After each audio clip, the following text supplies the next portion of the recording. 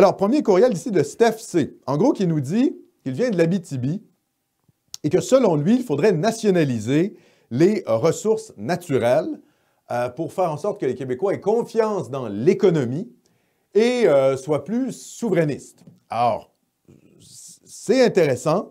Seulement, je ne pense pas que vraiment la question de la nationalisation des ressources naturelles donne vraiment plus confiance dans les Québécois pour faire un pays. Et il mentionne aussi l'idée que la richesse du pétrole en Alberta fait d'ailleurs que, selon lui, l'Alberta a plus de chances de devenir indépendant que le Québec.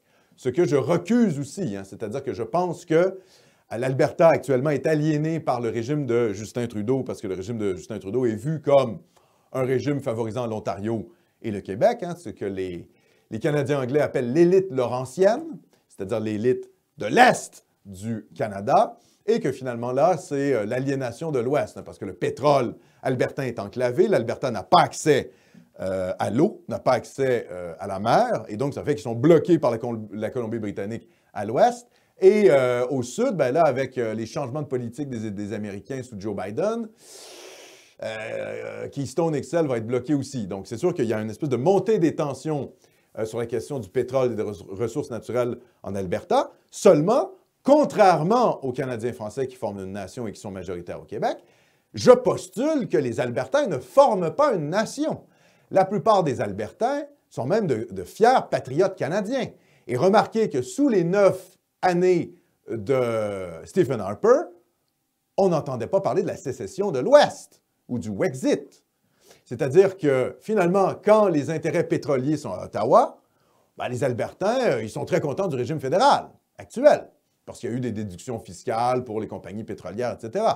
Donc, je pense que le sentiment d'aliénation de l'Ouest est lié vraiment à la politique actuelle de Justin Trudeau.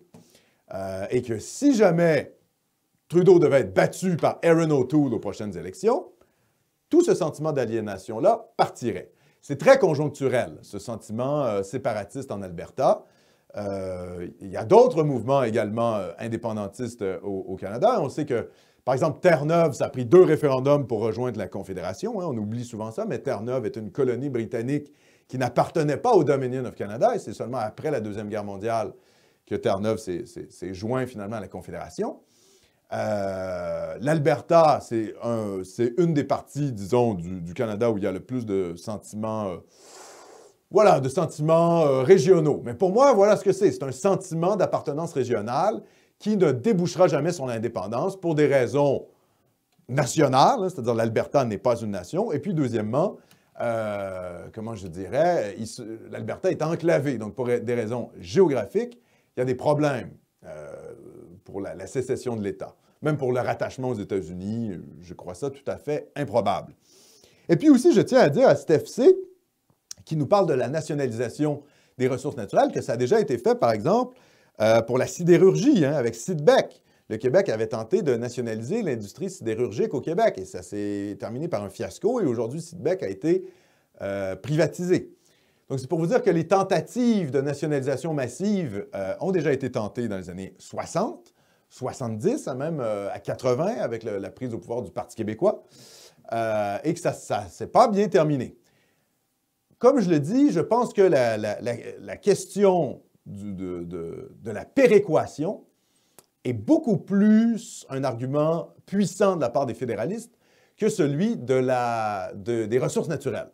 Si on arrivait à en finir avec la péréquation, ça serait beaucoup mieux que la nationalisation des ressources naturelles. Et c'est pour ça que je dis que le Québec doit s'allier à l'Alberta dans ses revendications constitutionnelles pour revoir la péréquation, abolir le régime de péréquation et retrouver que les provinces, toutes les provinces retrouvent leur pouvoir de taxation directe qui a été pris par le fédéral lors de la Première Guerre mondiale. Et dans les négociations constitutionnelles qui peuvent arriver dans la prochaine année, les prochains mois même, par l'Alberta, Jason Kenney a dit qu'il était prêt à mettre en place un référendum sur la péréquation. Je pense que le Québec doit s'allier à l'Alberta contre le gouvernement centralisateur de Justin Trudeau.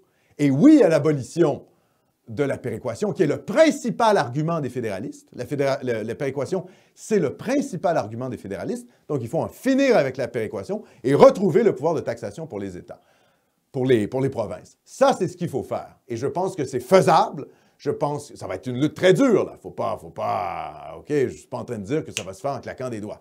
Ça sera très dur, mais ce serait beaucoup plus efficace que nationaliser les ressources naturelles. Mais c'était une très bonne question de la part de Steph C.